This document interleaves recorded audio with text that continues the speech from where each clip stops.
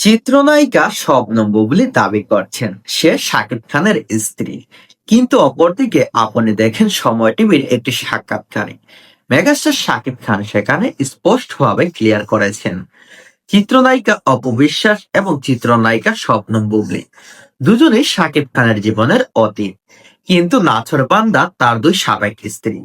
চিত্রনায়িকা অপবিশ্বাস সেও দাবি করে শাকিব খান তার স্বামী।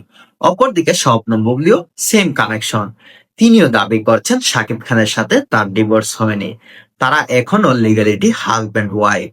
এমনকি তাদের আনুষ্ঠানিকভাবে এখনো কোনো বিবাহ বিচ্ছেদ হয়নি।